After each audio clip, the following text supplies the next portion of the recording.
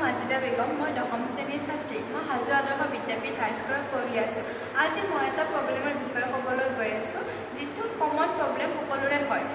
যেনে এচিডিটি হ'লে আমি বজাৰ বা ফাৰ্মাচীৰ পৰা কিছুমান ঔষধ সেৱন কৰি আনো যেনে পেণ্ট'প্লাজল ৰেবিপ্লাজল ইনো আদি এইবোৰ সেৱন কৰি থাকিলে আমাৰ দেহত বহুতো ছাইড ইফেক্ট হোৱাৰ সম্ভাৱনা থাকিব পাৰে এই সমস্যাসমূহ দূৰ কৰিবলৈ মই এটা সলিউশ্যন বিচাৰি পাইছোঁ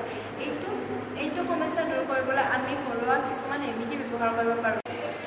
আদা আজৱাইন জিৰা আদি আমি খাব পাৰোঁ এইবোৰ খালে আমাৰ দেহত কোনো ধৰণৰ ছাইড ইফেক্ট হোৱাৰ সম্ভাৱনা নাথাকে এইবোৰ অকল এচিডিটিৰ উপৰিও আমাৰ দেহত বিভিন্ন ধৰণৰ বেমাৰৰ পৰা আমাক ৰক্ষা কৰিব পাৰে এইবোৰ সমস্যা আজি নহয় বহুত আগৰ পৰাই চলি আহিছে যাৰ ফলত সহজে ফাৰ্মাচীত ঔষধবোৰ কিনিবলৈ পোৱাৰ বাবে আমি ঘৰুৱা ঔষধবিলাক ব্যৱহাৰ কৰা নাছিলোঁ এতিয়া ছাইড ইফেক্টৰ কথা বুজি পাই পেলাই আমি ঘৰুৱা ঔষধবিলাক ব্যৱহাৰ কৰিব পাৰোঁ যাৰ ফলত আমাৰ দেহত কোনো ধৰণৰ অসুবিধাৰ সৃষ্টি নকৰে